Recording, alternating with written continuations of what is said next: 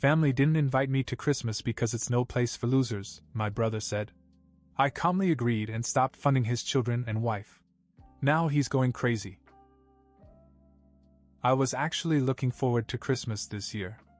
For once, I wasn't scrambling at the last minute to get everything together. By the first week of December, I'd bought presents for everyone: my parents, my brother Jacob, his wife Kelly, their kids. I even bought extra, just in case anyone brought unexpected guests. I don't know, I just felt like this year was going to be good. So I was completely blindsided when, as I stood on my parents' front porch with a bag of wrapped presents in each hand, my mom opened the door and said, "We don't want you here this year." At first I thought it was some kind of weird joke. I started to laugh a little, but then Jacob's voice cut in from behind her. "This is no place for losers," he said. "You're really starting to wear on all of us." I just stood there, staring at her. My dad was in the background, not saying a word, just looking awkwardly everywhere but at me. My mom looked uncomfortable, but didn't back away. And Jacob? Jacob looked downright smug. I felt this onslaught of emotions: confusion, anger, embarrassment, but somehow I stayed calm. I just nodded, said, "Fine if that's how you feel," and walked back to my car.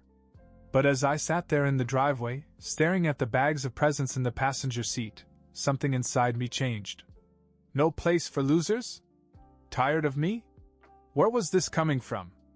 I had a pretty good idea Jacob was behind it, but I couldn't figure out why. I'd been nothing but generous to him and his family over the years. I'd helped pay for his kids' school supplies, covered their summer camp fees, even pitched in on his mortgage when things got tight. And now, out of the blue, I'm not welcome at Christmas. I decided I wasn't going to leave just yet. I was going back to the door to get some answers.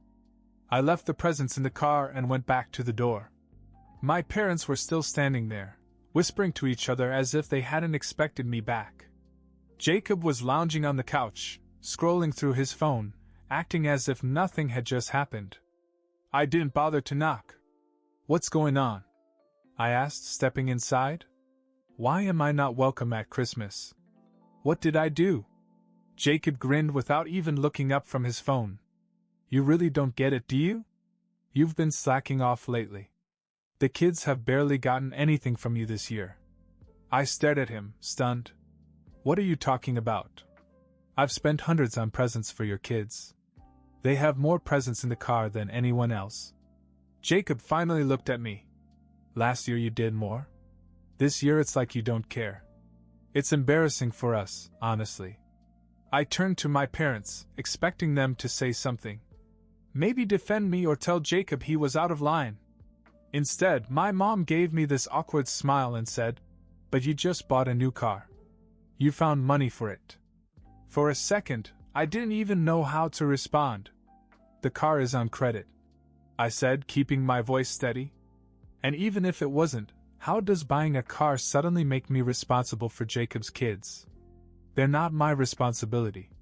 You're the one who makes the most money," Jacob said, leaning back on the couch as if this was all perfectly reasonable. "We're a family. Families help each other. You've always done that." I looked at Kelly, his wife, who was sitting quietly in the corner. She hadn't said a word, but her face was flushed, and she was staring down at her hands. She looked as if she wanted to disappear. "Is that your reasoning?" I asked. "Because I've been generous in the past, I'm now obligated to do so forever? And if I don't, I'm a loser?" Jacob shrugged. "If the shoe fits." That was it for me. I took a step back and shook my head. "You know what? You're right. I don't belong here." I looked at my parents. "Enjoy your Christmas." Then I turned to Jacob. "And good luck with those presents. Because this loser is done financing your life." I walked out without waiting for an answer. I drove home in silence, gripping the wheel harder than I needed to. I couldn't wrap my head around it. Was I really the bad guy here? I'd gone above and beyond for my family for years, always stepping up when things got tough for Jacob, making sure his kids never felt the pinch of his financial struggles. And now, not only was I not welcome at Christmas, I was a loser. For not doing enough? When I got home, I sat in the driveway for a while, staring at nothing. The bag of presents was still in the car, and the sight of them made me sick to my stomach. I'd spent weeks picking out just the right things, thinking about what the kids would love, what my parents would appreciate. And for what? To be told I didn't belong? The more I thought about it, the clearer it became.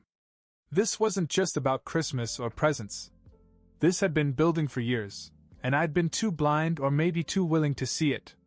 The truth was, I'd always been the one Jacob leaned on. When he and Kelly were first married, they got off to a rocky start financially. He wasn't great at holding down a steady job, and Kelly's part-time work barely covered the basics. I'd stepped in to help, thinking it would just be for a little while. A couple hundred here, a couple hundred there. I helped with rent once when they were facing eviction, then later with daycare when their second child was born.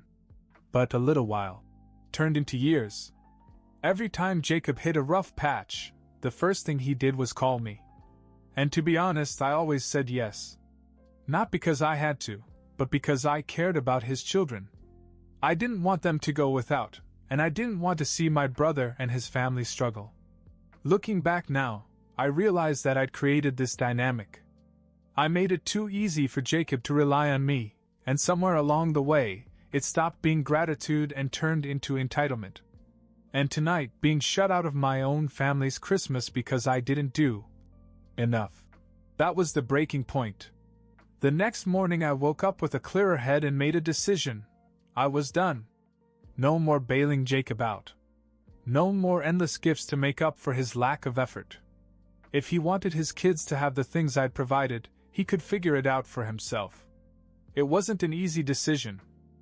Cutting off my brother didn't just mean cutting off financial support, it meant risking my relationship with him, with his children, and maybe even with my parents.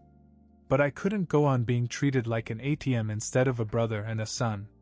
I didn't reach out to anyone, and they didn't reach out to me. I thought maybe they got the message.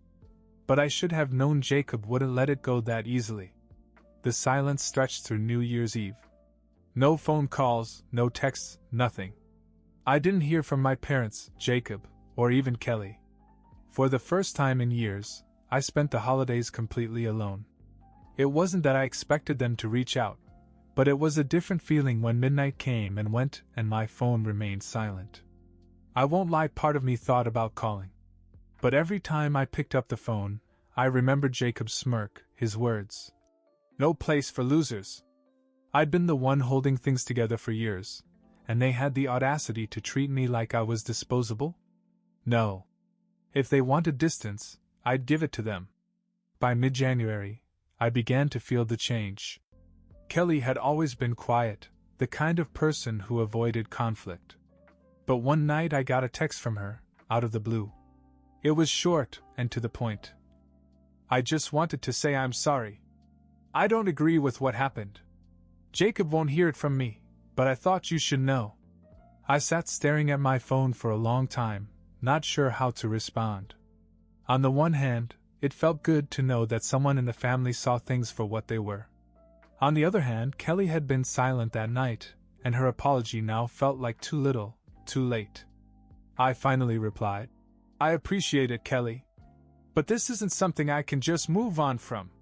She didn't push the conversation further, and that was fine with me. Then, in early February, Jacob showed up at my house unannounced. I was in the middle of a work meeting when I heard the knock on the door. I wasn't expecting anyone, so I ignored it at first. But the knocking didn't stop.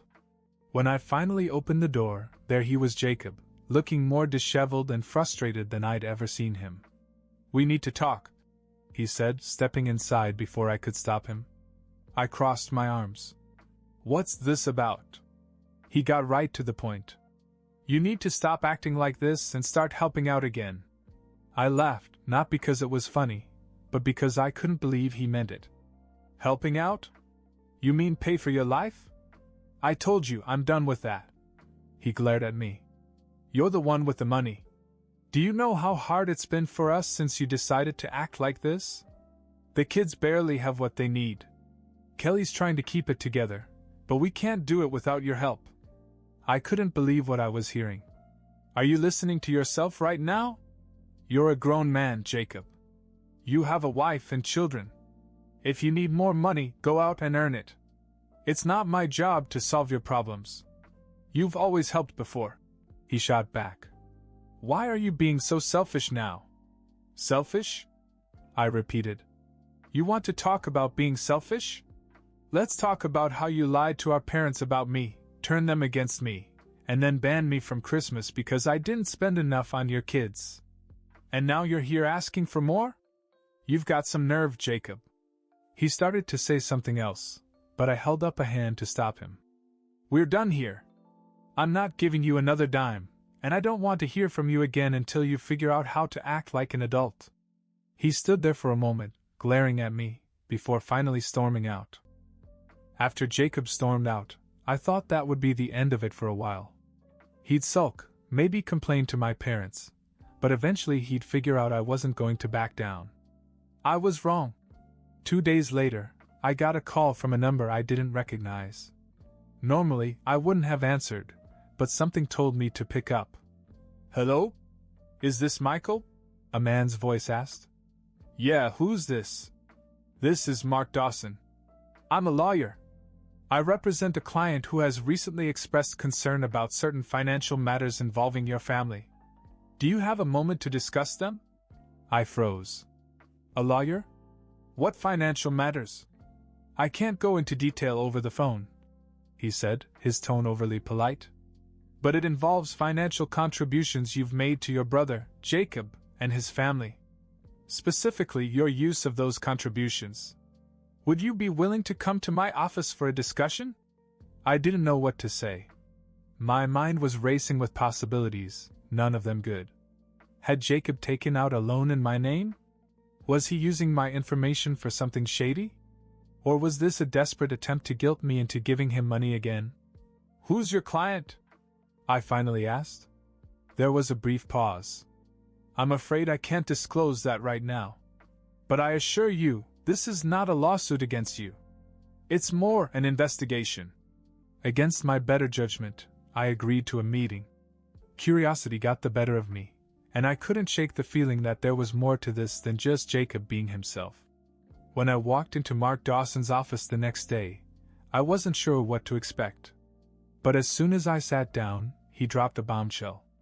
The client I'm representing is Kelly, he said, pushing a folder across the desk toward me.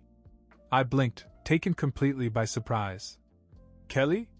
Why would she need a lawyer? Mark folded his hands and watched me closely. She thinks Jacob's been using the money you've given him over the years inappropriately. She has reason to believe he's been hiding money from her and from you. My stomach turned. Hiding money? What do you mean? He opened the folder, revealing copies of bank statements, receipts, and what looked like screenshots of text messages. She suspects that Jacob has been taking your financial contributions and funneling them into a separate account. Based on what she found, he may have been using the money for gambling and other personal expenses instead of supporting his family. I stared at the documents in disbelief. You're saying all those times I helped him with bills, with his kids' school stuff, that money never went to them? Mark nodded solemnly. It seems that way. Kelly discovered this recently and came to me because she didn't know what to do. She didn't want to involve you at first, but given the circumstances, she thought you should know. I couldn't believe what I was hearing. Jacob had been playing me all along, taking money I thought was going to help his family and blowing it on who knows what. I didn't know whether to feel angry, betrayed, or just plain stupid for not seeing it sooner. Does Kelly have proof? I asked, my voice tense. Mark nodded and pushed the folder closer to me. Take a look for yourself. I leafed through the documents. There were transfers from my account to Jacob's, matching the times I'd helped him with emergencies. Then there were withdrawals from his account, large sums going to a separate account in his name.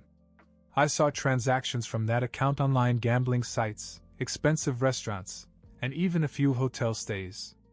Unbelievable, I muttered, shaking my head. And Kelly knew about this? She only recently discovered the second account, Mark explained. She had suspicions for a while, But she didn't have access to his banking information until she stumbled across some bank statements he'd left out. That's when she contacted me. I sat back, trying to take it all in.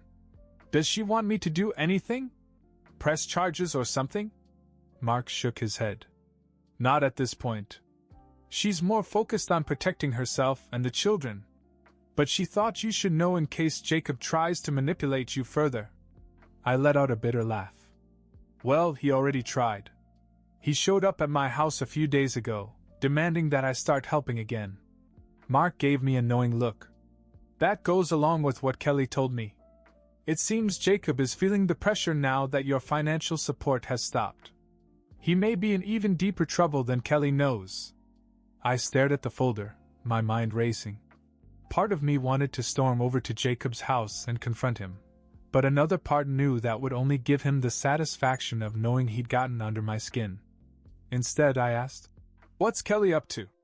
Mark hesitated before answering. She's considering her options. She wants to make sure she and the kids are safe, financially and otherwise.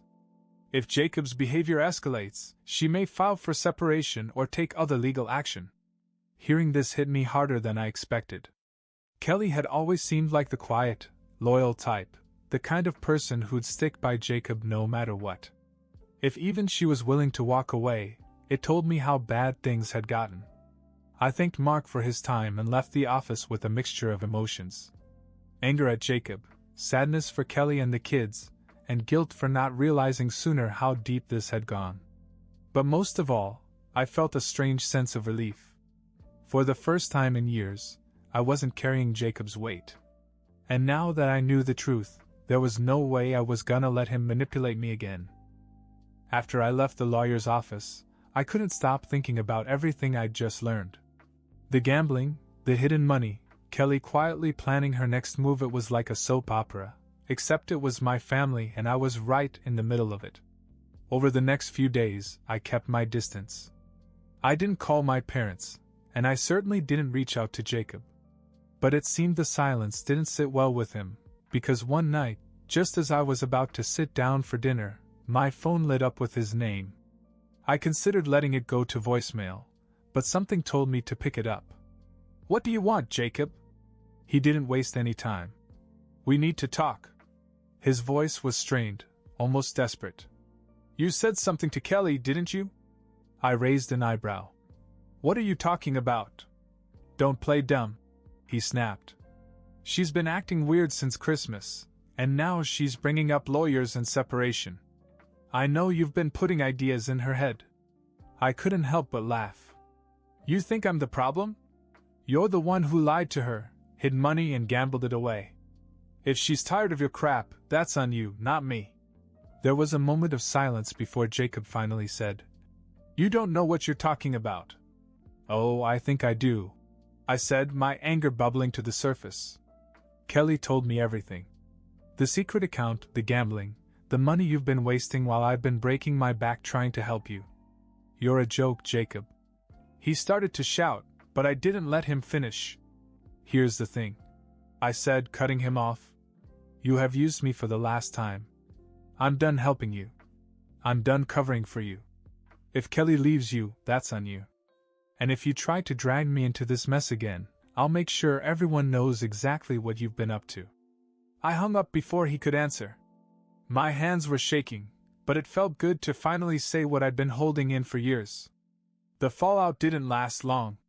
The next day, Kelly called me. "Did Jacob call you?" she asked, her voice careful. "Yes," I said. "He wasn't happy." "Did something happen?"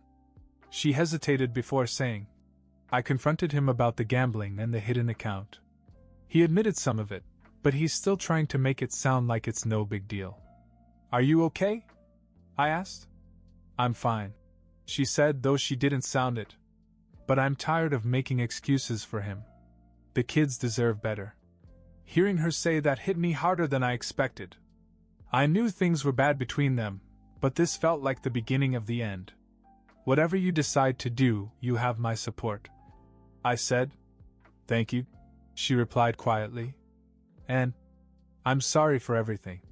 You didn't deserve the way we treated you at Christmas." I should have said something sooner. We talked for a while, and when we hung up, I felt a strange sense of closure. Jacob had burned every bridge with me, but Kelly and the kids? They weren't my enemies. And if she was brave enough to stand up to him, I wouldn't hold a grudge. Still, I couldn't shake the feeling that Jacob wasn't done making trouble. A few weeks later, I received a text message from Kelly. It was short, just 3 words. "We're leaving today." I called her immediately, and she explained that she and the kids were moving to another state, while Jacob was out of town on a business trip, which I assumed was just another excuse for gambling. She packed up their things, hired a moving van, and left. She didn't want him to know where they were going, at least not until she had everything sorted out legally. "I just couldn't stay any longer," she said quietly. "I can't keep pretending this is normal." "What about the rent and everything?" I asked, genuinely curious as to how she was doing it. There was a pause before she admitted.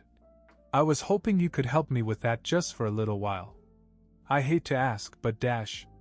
"Say no more," I interrupted. "I'll cover it." "So, yeah?" I ended up helping her and the kids, but for the first time in years, it didn't feel like I was being used. It felt like I was finally doing the right thing. Jacob, as expected, went completely crazy when he got back and found the house empty. He called me, ranting and raving about how I'd turned Kelly against him and ruined his life. I let him vent for a while before saying, "Maybe if you spent less time gambling and more time being a husband and father, this wouldn't have happened. But hey, good luck with that." Then I hung up. Kelly is doing well now. She's found a steady job, the kids are settling into their new school, and she's finally starting to feel like she's back in control of her life. As for Jacob, I hear he's still blaming everyone but himself, but honestly, it's not my problem anymore. So there's your happy ending, if you can call it that.